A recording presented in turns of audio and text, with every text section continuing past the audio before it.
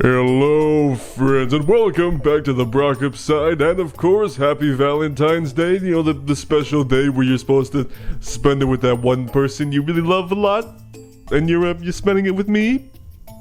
So that's pretty cool. But not only is it Valentine's Day, but it's also the 5-year anniversary of the first video I ever uploaded to this channel, which of course was a movie review of the first Deadpool movie. Now, what some of you probably don't know is that that video is actually the second version of that review. When I first saw the movie, I went home, did a review of it. So then after about a day of that video being uploaded, I was like, hey, wait a minute. I actually hate that video. So when I got home that day, I reshot that video, re-uploaded it, and now the version that's on YouTube right now is the one that everybody pretty much knows about. But I figured, since it was the 5-year anniversary and all, might as well show everybody what the original version of that video was, just for the giggles. So as a special Valentine's Day treat for all of you guys, just sit back, relax, and enjoy my original Deadpool review.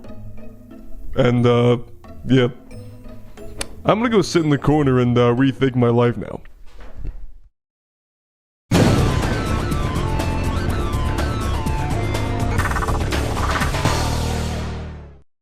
I just saw Deadpool, and it was pretty questionable. The film stars Ryan Reynolds, who plays Wade Wilson, a guy who undergoes a procedure to cure his cancer and give him abilities. And the rest of the movie is about him trying to get revenge on the person who made him who he is, and setting his girlfriend in the process. And oh my god, it was great. I think any kind of Deadpool fan will enjoy this movie. Me, I'm somebody who only really knows of Deadpool. I've never picked up a Deadpool comic in my entire life, but I still really enjoyed this movie. Now, I usually hate it when movies start with a scene in the middle of the movie and they're like, oh, now we gotta go back and tell you what happened, because it's just like, come on, you couldn't think of a better opening for your movie? But here, it's done pretty well, so I forgive it, and I kinda like how they did it, so you get some Deadpool action in the middle of the movie, so we're not just waiting 40 minutes until he puts on the costume and becomes Deadpool himself. Ryan Reynolds was cast perfectly as Deadpool. This is his second time attempting to play the character. The last time was in X-Men Origins Wolverine, where, you know, his mouth was sewn shut and he had weird adamantium ninja sword claw blade things. So, anyway, this version's way better. And they actually poked some fun at the X-Men Origins Wolverine version of this movie, which I thought was really great. I like that Deadpool wasn't just spewing jokes and killing people left and right throughout the whole movie. They actually took the character seriously a few times, so he actually would get really upset or really angry, so he feels a little more human, so you could relate to him more. And then he starts killing people and making jokes left and right. Morena Baccarin was also great, playing the girlfriend who eventually gets kidnapped by the main villain. Although, if you ask me, I think the real kidnapping here was from her role in Gotham, but, you know, it's all good, because, you know, she's still in the show.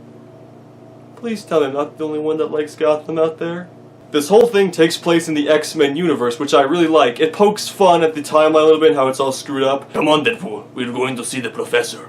McAvoy or Stewart, this timeline is really confusing. Although we gotta admit, it's a little strange we have a different Colossus this time around, but I actually kinda like this one better. Mostly for the accent. And of course, Deadpool breaks the fourth wall a lot, and the jokes are really funny. There's even a couple in there that are really clever, and I was like, okay, cool. You gonna put some creativity in those fourth wall jokes? Okay. I can dig it. This film's R rating was the only way I think this could have been done right, because if there was a PG-13 version, or if it was just PG-13 in general, I feel like it would just watered down the movie as a whole and not be all that accurate to the comics. Yes, this is a very violent movie, but Deadpool is a very violent character, so it just kind of goes together very well. Sorry kids who couldn't go to see this movie, just, I don't know, get your brother to buy the Blu-ray when it comes out. I don't fucking know. I also like that they were just focused on making a good movie. They weren't just obsessed with world building and setting up future sequels. Although they did do a little bit in the post-credit scene. I'm not gonna give away what happens right now, but just trust me, it's really good. I'm gonna say that Deadpool is great, no questions asked. The Blu-ray is supposed to have a shit ton of bonus features, so I'm really looking forward to picking that up in a few months. I also just hope that it comes in a red case like the Avengers Age of Ultron Blu-ray did. So, if you were actually old enough to see this movie in the theater, let me know what you thought about it in the comments below, and I'll see you next time on The Questionable Side.